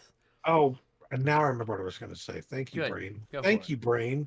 So, I was saying I can't imagine what it would be like, or what it was like for Nicolas Cage to play himself, because I have to imagine that to a certain degree he was playing what he knows the public's perception of him is, Hmm. and not really himself, because he was definitely doing a few things there that like were uh, over the top kind of Nicolas Cage thing, and the kind of thing that you've seen in a bunch of Nicolas Cage movies, and those were definitely in there, to like those Nicolas Cage freak out moments were definitely in there to appease fans of Nicolas Cage movies. That doesn't necessarily mean that on the outside, when he's at home by himself, this is what Nicolas Cage is actually Yeah, of like. This course is not. who he is. I feel like So, to a yeah, certain degree, Nicolas Cage is playing he's. what he thinks people think of him. I think he's To a playing. certain He's literally playing the meme version of Nick Cage. Yes, exactly. He is a And living so meme of the Nick I Cage can't meme. imagine what that's like. I See, we made a I'd mistake. love We made to that. We made Birdie Cast, but it should have been Nick Cage Quest. You fucked up. I would Went in the love wrong to timeline. scratch his brains, so to speak, I will to scratch a lot of things in his brain or otherwise. to ask him about Nick that, Cage can because fucking get it, bro. he is a huge film buff and film fan, and he knows more about this shit than I know. And so I'd love to hear his like legit, full on, uh, deep ass fucking thoughts about that, about what it was like to play himself or a caricature of himself on Was it film. his hardest role? Because I'm sure there were also elements of there are also moments when he was literally just playing himself as he would I want to know normally if that was be. his hardest role to do. I feel like it might be Yeah. the hardest role. Well, I'm sure it had certain difficulties that were harder than other roles, but yeah. I mean, Christopher Lee made play parodies of himself in movies, so like, hey, Hmm. like Monster Club, I love that movie, but that's definitely a parody of Christopher Lee and played by Christopher Lee. So it's like, yeah. Anyway, Yeah. I really like this movie. I'm definitely gonna probably watch it every year, probably. I mean, I don't I know, think my favorite element was actually the something about it. like that he's talking to himself when he was younger. They actually have Yes, he's so uh crazy. It's great. like I don't know how they did it. I guess it's CGI, but like it was Nicolas Cage when he was a younger actor. It was Valley Girl Nicolas Cage talking to modern day Nicolas Cage. Literally, actually, I think it was Valley Girl in Cage. I think actually, Yeah. And or no, it it was was, Rumblefish in a Cage, or maybe Rumblefish in a Cage. well, it was whatever the case, it was interesting because it's like this is definitely a nod to the fans. People who have been watching Nick Cage for a long time and know like he definitely looks different today than he did when he first started acting, you I remember know? there was at least one huge nod to Racing Arizona, which I need to rewatch. I haven't seen in a few years now. Yeah, there were nods to a lot of his movies in there. It was a very good movie. Mm. I do recommend it, and I hope people don't get the idea that because I don't think that it's the best movie ever, that I think it's bad in any way. It's not bad. It's I would say I give it a thumbs up, and I would say 7 out of 10. It's a I great gave it movie. an 8 out of 10, Watch but like fair. 7, 8, that's fine. Uh, Hunt for the Wilder People, because I know you don't want to talk about God Monster of Indian Flats, because I don't fucking remember shit from it. I don't remember shit from it either. I forgot we even watched that Hunt, together. yeah, that was like I dissociated the whole fucking movie, I dude. thought you watched that with somebody No, else. you were there for that, dude. But yeah, you're right. I don't The remember between Winter, anything. because What? that was Hunt for the Wilder People. Do you remember that? I do well that because I've seen that one before. So yeah, Oh, fair. That didn't count though. I love I hunting for little people. Yeah, Hunt for the Wilder People is fucking hilarious. My God, what is that kid's name? That kid's great. The guy. Is he an adult at this point? He might be an adult at this point. Uh, he's Julian Dennison. I would say 18 to 22 is probably where I would put him at right now. His age. When was this kid born? IMDb. Bring this shit up. He's Let's Gen go. Z for sure. Uh. Mm-hmm. He's 20, I knew it. I called it.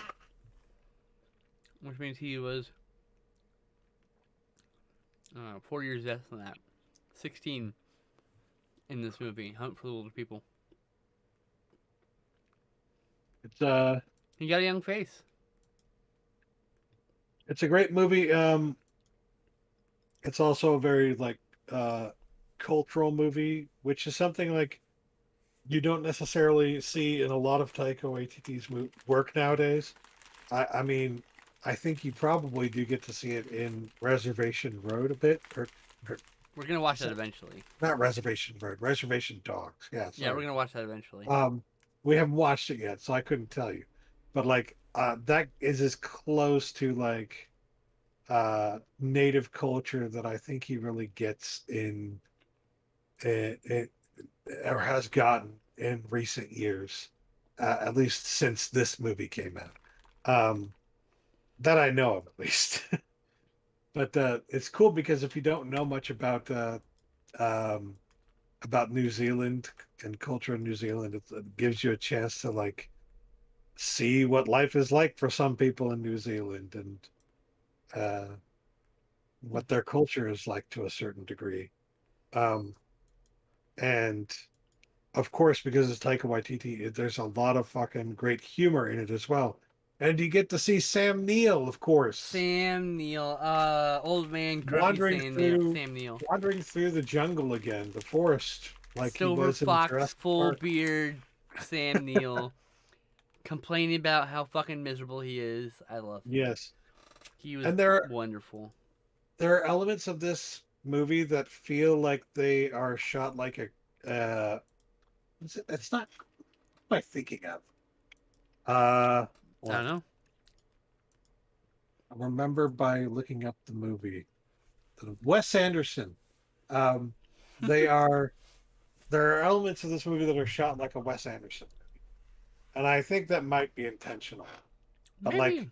there's that if you recall that shot where he enters the bedroom for the first time and you see a bunch of like still shots of the bed Mm, and the yeah. posters above the bed and Okay, you yeah, know yeah.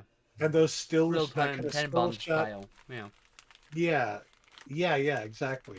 So it feels kind of like a reference almost to Wes It maybe Anderson. is. Yeah, that's actually a and good it point. I didn't think about that. Yeah. and it makes the movie feel a little bit more like a Wes Anderson movie as well, and it has that kind of humor to it as well. So that's one of the things I like about it. But it doesn't just rest entirely upon that kind of concept of a comedy Wasn't movie. Moonrise Kingdom about kids running away also? Yeah, yeah, It's yes. been a while since I've seen I had to think about it for a second. Like, yes, yes, it. yes.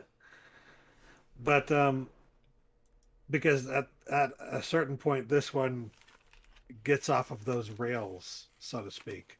It starts off like that, very feeling very Wes Anderson, and then it gets off the rails and it becomes its own thing, uh, its own Taika Waititi thing that becomes much more familiar as something along the lines of his work in like the Thor movies, you know. Yeah. So I really love it.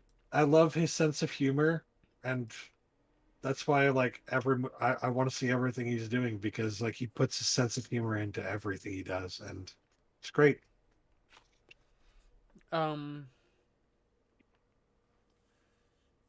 I I liked how Hunt for the Little People expressed how a person with a crooked idea of what is a right and wrong can really skew and waste resources and do harmful acts in the name of protecting children. That character Mhm. was like literally talking about how bureaucracy breeds these people who think they know Yep. best and they use their power to make that work. Whatever. People go into those lines of work just so that they can have power, and then Yeah. they try to wield it to Yep. for their own purposes, not not to actually help people. Right. Right. Right. Next up is hackers. Oh wait, sorry. Two thumbs up for Hunt for the Wilder People. Hackers, we've covered hackers, right? Surely people know we like hackers. It's hackers. Hmm. We can skip it. Yeah. Thoughts on Rat Race? Um, it is as mediocre as I remembered it being. Ditto. My Own Private Idaho. Holy cow. That was actually a really fucking good movie. Gus Van Sant, right? Yep. Um, Probably his best movie in my opinion. Though Elephant's really I good. I recall thinking just the other day actually about My Own Private Idaho and thinking to myself that at that time people definitely typecast Keanu Reeves as the guy from fucking Bill and Ted, you know? He wasn't necessarily taken seriously at that time, right? But if you look at this, it's like, holy shit. He's always been a fucking fantastic actor. And this is proof of that.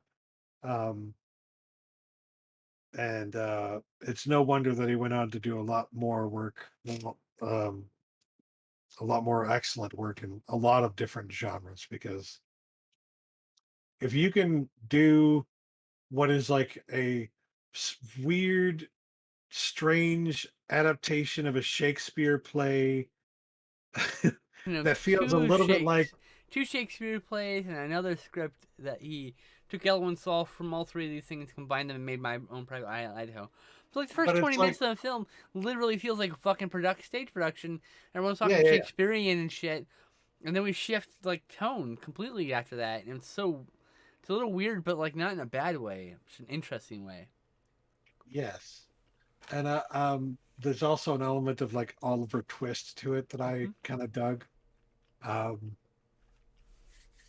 Not my favorite Oliver Twist of the '80s. That would go to Oliver and Company, but Hell yeah, this is here also here, very good. seconded. Um, and it also gives you a look at like uh, gay culture at that time in the '80s. You get to hear stories that I swear those stories felt like they were so fucking real. You know, Well, because they're they in a were all they diner and were. they're talking. Yeah, they're talking to people about their experiences, and like the stories they tell are, they feel very real, and they are not necessarily always very fun stories. Like You know. Gus Van Sant apparently like wrote down stories he overheard other people talking about. Mm, That's and incorporate, and that's why. So they're real stories. They're just someone else's stories. that that explains a But lot. Yeah. what a fucking powerful movie! Like And Jesus then there was Christ.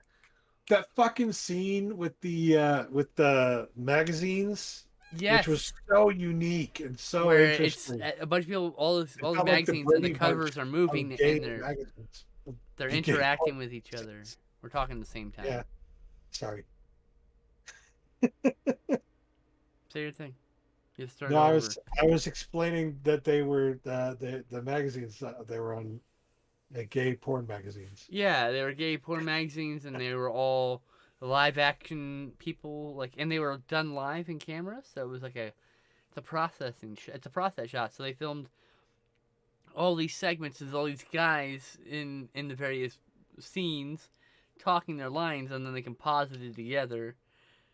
It looks really fucking incredible, actually, like downright incredible, considering it's what 92, Oh, 91. it's 91. What? I Yeah, thought that was an '80s movie. Wow. nope, 91. Yeah, My Own Private Idaho. I saw this in film school. I want to say 2009 or 10. I blind bought the DVD at one point, and I hated it. But this is an era when I thought like I wanted to be a blockbuster movie director, and I'm like, I don't want any of that. I actually got to doing the directing of stuff, and I was like, I don't like any of this. This isn't. No, nah. I like writing, and I don't know. I'm not a director, but I, I, yeah. Fuck, I lost. Oh yeah, I didn't like this movie. This time, watching the film, I've had my own reckoning with my own queer self. I've gone through a whole hell of a lot of life since then. I've experienced one whole fucking more than a dozen deaths in in my life since then. Like this movie is so fucking relatable. It's palpable. This like the last 3 years, man. Like I swear, it's gotten better, but like barely. And, like I swear, there wasn't a week that went by that I didn't hear about someone I know dying. Like, cause like either the panini or like Maybe. yeah, I don't want to say the word because it'll censor it on YouTube. Like or like self-inflicted stuff. Like shit was rough for a few years there, and not everyone made it through. And like you get that by the end of this. There's like people are getting AIDS and sick and getting killed, and at the end is like fucking incredible. What What a glorious piece of art. Like, holy shit. Anyway, full circle. The Yeah, movie's full circle in a way. In a beautiful, yeah, sad, because beautiful it's way. that scene at the end, it really just does show you that like that they show you first the awful darkness of humanity, and then slowly, as you think the credits are about to roll, as you think like that's just going to be the terrible message of the movie. Uh, some uh, Something comes along to make it all right, to right the wrong, so to speak, and it's just like it shows you the awfulness of humanity, and then it makes you pause on that, and then it shows you the goodness of humanity. Hmm. So you're not left thinking there's no hope, you know. Yeah. It was not Ultimately, a there is happy hope. movie. It was still, even by the end, even with that scene, it wasn't a happy movie, and there wasn't much of a happy Yeah, ending. But God, what a powerful movie! Powerful yeah. piece of art. I would say it's not the same energy as SLC Punk, but that it would probably go well with SLC Punk. Feels like that kind of movie.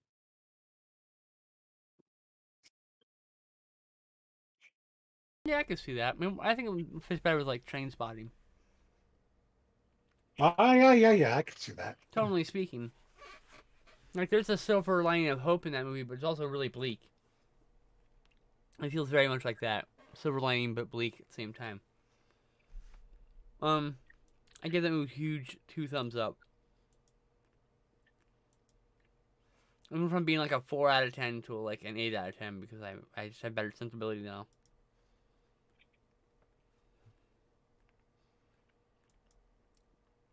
And give it what was your rating? Oh yeah, two thumbs up. So we finally got to your favorite movie of the night. Why don't you excitedly talk about Favorite. martial law? I couldn't tell you anything about martial law. I don't remember a goddamn thing from it. Well, that's not necessarily true. I do remember the cinematography is interesting. What do you It's mean? unlike anything I've ever seen before because like there will be moments and I can't tell if it's intentional or not. Um, where like the shot will be there's there's just no sense to the framing. Like the framing of every scene, sometimes the framing makes sense because it's an obvious thing. Of course, you would frame it this way, you know. But other times, it seems like when the filmmaker didn't know how to frame something, he would just like have somebody off to the side of the frame and Ah, it's so just bad. in a really weird And it location really that didn't and make it's any like sense. the And it's person's so off-putting if you're used to how films are typically shot. and the person's super So close to the camera. So yeah, it's like if you're looking through the camera, it's like this person's head's right here, and they're talking to me. Hey, blah blah blah blah. It's like that, and it's flat, and every shot is at a flat, straight wall, and it's straight on, and it's so flat. Everything is flat. That being said, the fight scenes are really great in this movie. yeah, the at, fight scenes are cool. at like a low budget film, as like as what would be a film that would win direct to video in an era when direct-to-video movies made lots of money because based on them selling you the idea on the cover. Cynthia Rothrock kicked so many dudes in the face. That part of this movie rules. If like there's a reason why this did so well that there's a sequel that we will also watch at some point. But the this is very successful, like like direct-to-video film. Like it may have even gone to theater in some places, but like I can see why it was successful because there are parts that you like and remember about this movie, and after a while you just forget about the dull parts, and then you experience the movie again and you're like, oh yeah, there's a bunch of dull shit in the middle here, but look at all these cool action scenes. Anyway, you're just trying to say something. Sorry. I was not trying to say something. I'm Oh. desperately trying to remember anything from this movie.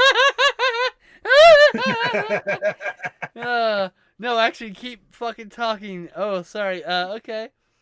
Cynthia Rothrock rules. She does not get enough goddamn respect. Let me tell you right the fuck now. Um, she had to work twice as hard to achieve what she achieved, and versus her male peers. God, do you know how little Steven Seagal tries in his movies? And like he's everywhere, but fucking Cynthia Rothrock, where's her fucking movies? Where's her endless direct-to-video shit films where she does nothing but sit at a desk and wave her arms to beat up people and stunt doubles the rest of it? She deserves that fucking paycheck too. She does as much goddamn work. She's better actor than fucking Steven Seagal's fucking left pinky. Maybe not his right pinky, but definitely his left pinky. Are you remember I anything? no. Tell me your favorite scenes, and it'll spark The something in part me. where Cynthia Rothrock kicked that guy in the face and he did a corkscrew and fell to the ground. It was cool. That's That that's two thumbs up. It's a thumbs up that movie. doesn't help me. Ah, uh, I don't fucking. There was plot. I don't remember plot. Were there boobs in this movie? Was there any tits? I don't remember shit, man. I don't think there was any nudity. It was just dudes getting kicked and like Cynthia Oh, Rothrock being awesome, and then dull fucking framing and weirdly close, like over the shoulders. And there's, I have questions about the making of this movie. Serious filmmaking questions. mhm. We can just move on. All right. Do you remember anything about the man who fell to Earth? Because I don't. Really? You Yeah, don't? that movie bored me to Um, tears. I'll be really honest with you. It was there beautiful, but I was just like, eh, okay. there were So many a boobs. lot of sex scenes. There was so much Whoa, bush in this movie. so much. It, I believe you described the movie as horny, It like was very horny, yes. It was a which I very, didn't very horny movie. disagree Yes, with yes. because, like, they the person who made this movie, like the concept behind it is definitely like, Look, okay, what would really happen if an alien came down from outer space and landed on Earth? What would really happen is they would try to integrate into society and I, just start fucking people I all don't, over the place. I don't, So much fucking, all the fucking, I don't, so many fucks, all of I them. don't like assuming people's fetishes, but the people who made this movie wanted a fucking alien. I'm telling you, bro. There's no way that is not a true statement. The writer, at How least, do I write a plot that ensures that there will be alien fucking? exactly. Man, I'm gonna write. We're gonna make our own movie with hookers and blackjack and lots of fucking. Apparently, what the fuck? This.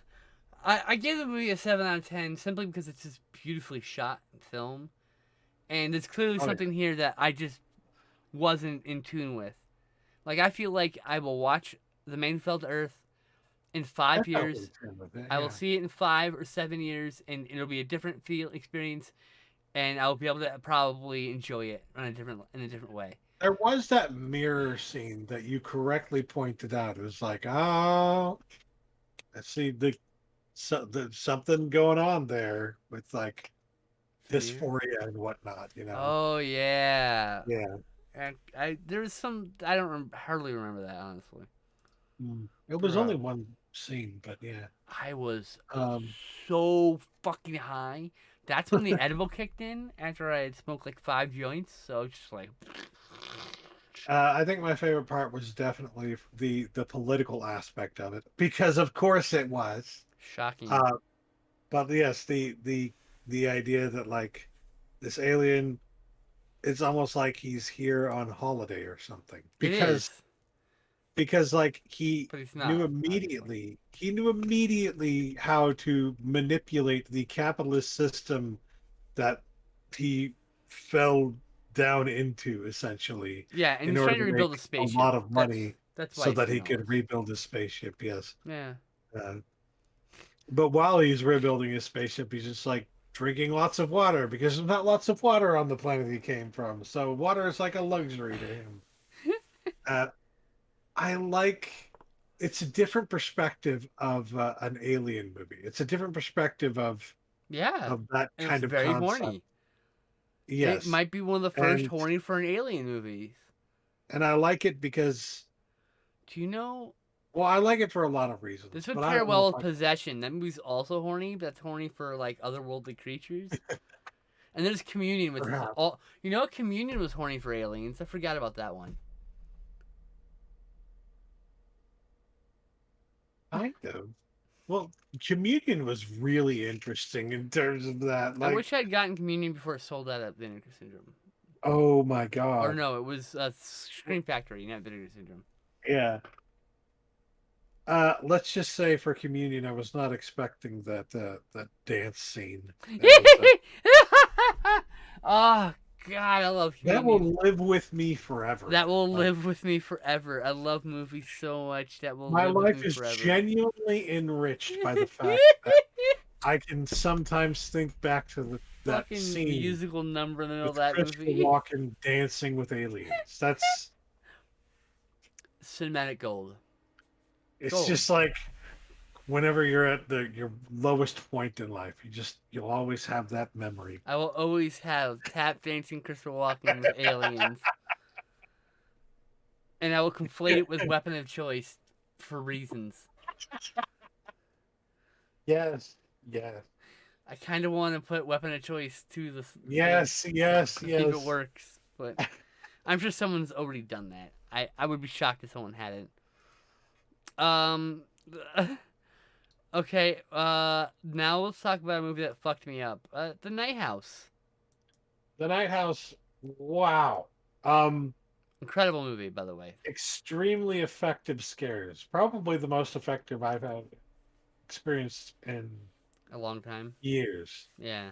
Because there was this one scene, and if you've seen the movie, then you know exactly what I'm fucking talking about. This fucking scene, it's lulling you into a sense of safety, and you don't even realize you're being lulled into a sense of safety.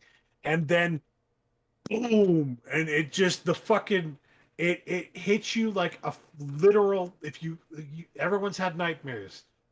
I know you've had that nightmare where it's like it's this extended boom of fucking energy that like it wakes you up, but it feels like you're experiencing it for like 30 fucking seconds before it wakes you up. Right. And yeah, let's just say that scene genuinely made me feel dread and like Well, the hairs on the ends were standing up on that their ends like holy shit. that early scene with the glowing eyes, like really early in the movie, the glowing eye scene Mhm. unsettled me so much that I was like on edge the rest of that movie. There's a moment when she comes home, the main character comes home, or comes indoors. I don't remember what was happening. She was outside. She goes inside. She falls to her bedroom floor and just starts screaming in grief, just overwhelmed with like this powerful grief. The which that like, I mean, it felt real. Like I've been on the floor, screaming till my throat was raw. I that's that moment in Halloween 2, the Rob Zombie's cut of Halloween 2, when fucking the sheriff is just that fucking agony, man. Like I don't know how to Yeah, describe it. it takes a good actor to really Like depict that well. nobody would um understand it unless they have had a like Another good a one would really be close person die. Like Hereditary. Hereditary. That scene in Fuck. Hereditary, I need to gee. revisit. I'm trying to revisit that. By the way, we're gonna be revisiting it at some point. I get the feeling. Really? After watching this, you want to go right into No, that? not right into that. Okay. The Polycule was talking about Hereditary, so I have a Okay. feeling we're gonna end up watching it here soon. But like, yeah, Hmm. Yeah, God, that the would Night probably House, be actually the last one that really affected me. The last horror movie that like genuinely scared the shit out of me. And the Night House fucked me up. Like, yeah. That scene when she rolls over and there's the empty bed next to her. The bed's Heavy empty next to trigger her. warnings, by the way. Heavy trigger warnings, Like, because there are elements to this story my that are God, fucking. Let's that just say it's very similar to the Invisible Man in some that ways, not in all movie, ways, but in some ways. it So like I there's that scene when she's laying there and she looks over and the bed is empty and it's like this moment of like infinite loss.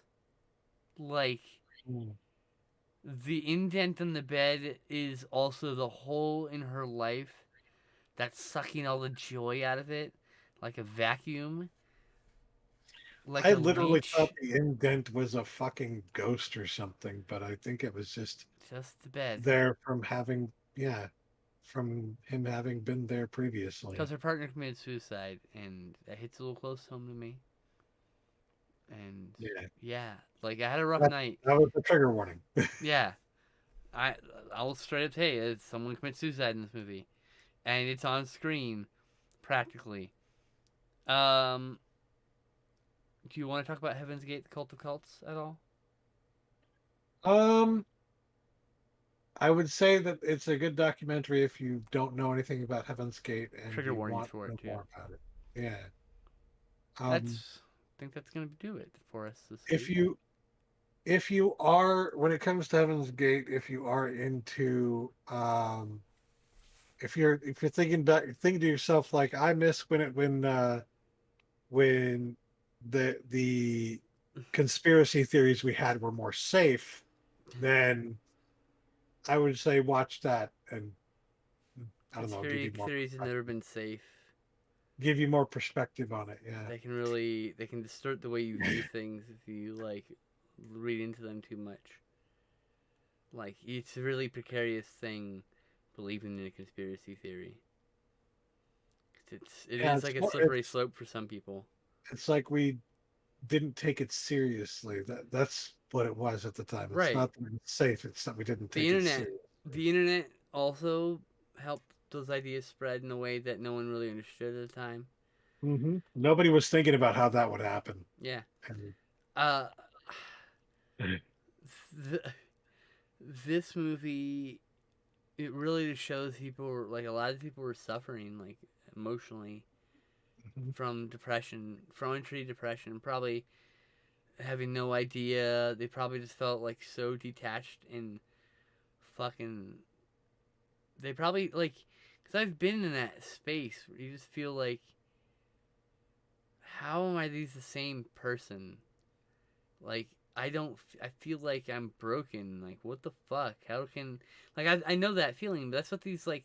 You can sense that's what a lot of people felt like, they're and searching for answers, they're and there's searching for always that the belonging, somebody ready to give right? them answers. Because they think belonging will Yeah, fix their problems, and they do, and it does for some people. You know, and of course the main guy who was in Marshall charge of it, uh, Poe, I think his name was was his name Marshall? Marshall I know Applewhite. Is there his was name? Yes, T and O, Herf but yeah, Marshall Applewhite. That was his name. Herf, Herf. Herf, Herf. Yeah, that's right. Herf. God, no What a wonder it went name. by Marshall and then something else. But like you get to Yeah, learn about his life and understand perhaps some of the reasons why he uh, formed this religion. yeah. Like, and It's an it's just interesting like story. it's not necessarily to forgive the person. It's to uh, explain. There's a difference It's between like, an excuse and an explanation, and this yeah, is an explanation. So, like some people well, one have potential some explanation. people have their favorite serial killer, and I have my favorite cult. And Heaven's Gate is my favorite cult. And they're just a rapture cult. It's like nothing special. It's funny. It's like so many cults. I read this paper that talks about how like so many cults have a half life because at some point, no matter where they start, oftentimes they have to go towards. If they're a prophecy cult, the more and more that the prophecies don't come true, the more and more those cults lean towards are being a rapture cult. And rapture cults are boring. They're just boring. That's basically all they They're became is rapture unoriginal and cult. uncreative. They're boring. They're boring. Seen them there, done them before. Who gives a shit about a rapture cult? So like the Unarius Academy of Sciences is one of my other favorite cults. The Children of the Stars themselves. They don't make fucking cool sci-fi movies anymore because all their prophecies didn't come true. 1997 prophecies didn't come true. So now they're a fucking rapture cult, and they don't make cool art because that's boring. It's not something. That's not something to do. It sucks. I miss it. Like they made like 7 great movies, some weird, fucking out there, strange idea movies, and they deserve to be seen, and they should be making more. And it's bullshit that they aren't. Anyway, I think that's gonna do it for this week. This not even this week. This episode. We'll be back This month. in. Hopefully, we'll be back sooner. We should be back in 2 weeks. Yeah. Should be back in 2 weeks.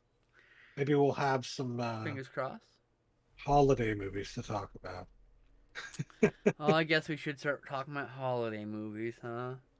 We're watching Maybe. holiday movies. I don't know. We haven't A decided. few. I suppose a few. Ah. Anyway. Thank you everybody for joining us. That's Stout at Twitter, and I'm Skinslip everywhere else, and we'll see you around, y'all.